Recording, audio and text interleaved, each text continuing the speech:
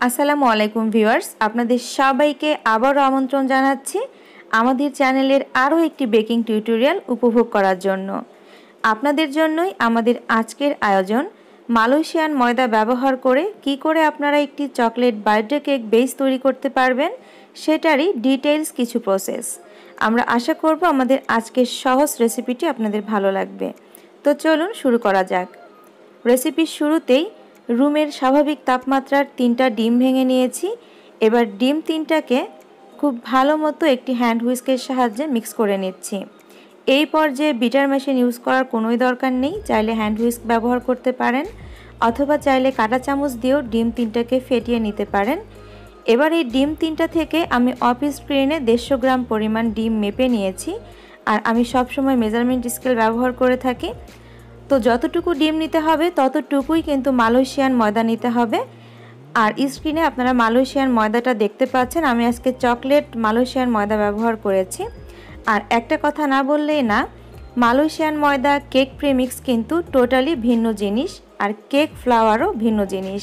তো আমি আজকে যে রেসিপিটি আপনাদেরকে তৈরি করে দেখাচ্ছি এটাতে অবশ্যই মালয়েশিয়ান ময়দা ব্যবহার করতে হবে।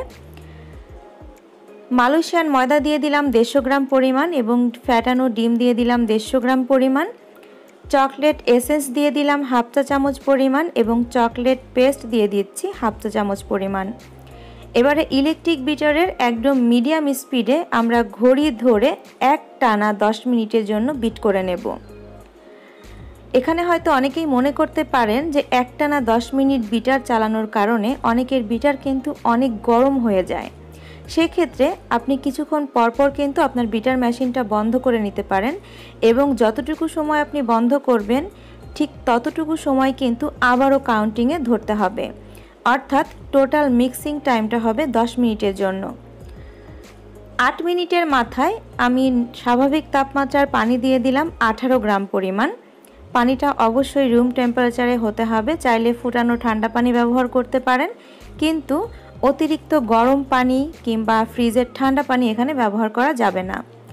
আবারও খুব ভালো মতো বিট করে নিচ্ছি। আবারও একটা কথা রিপিট করছি, টোটাল বিটিং টাইম হবে 10 মিনিট। সবার শেষে আমি তেল অ্যাড করে দিচ্ছি 18 গ্রাম পরিমাণ। চাইলে তেলের পরিবর্তে গলানো বাটারও এখানে একই পরিমাণে ব্যবহার করতে পারবেন। আবারও বিটারের মিডিয়াম স্পিডে বিট করে নিচ্ছি। আমি আবারও একটা কথা রিপিট করছি, বিটিংয়ের শুরু থেকে শেষ পর্যন্ত আপনি তেল ব্যবহার করেন, বাটার ব্যবহার করেন কিংবা পানি ব্যবহার করেন না কেন, টোটাল বিটিং টাইমটা কিন্তু 10 মিনিট হতে হবে এবং অবশ্যই মিডিয়াম স্পিডে। তো আজকের কেকটাকে বেক করার জন্য আমি রাউন্ড 7 ইঞ্চি কেক প্যান নিয়ে নিয়েছি এবং কেক প্যানের নিচের সাইডে বেকিং পেপার বিছিয়ে দিয়েছি এবং কেক প্যানের 4 সাইডে কোনো ধরনের তেল, বাটার কিংবা ঘি ব্রাশ করার কোনোই প্রয়োজন নেই।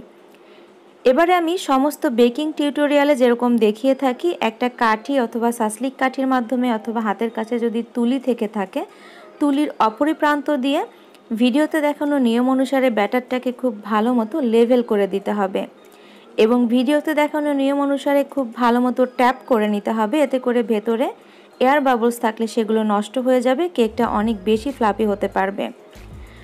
কেকটাকে আমি 160 ডিগ্রি প্রিহিটেড ওভেনে আপ ডাউন হিট অন করে মিডিল তাক থেকে এক তাক নিচে দিয়ে বেক করেছি 30 মিনিটের জন্য।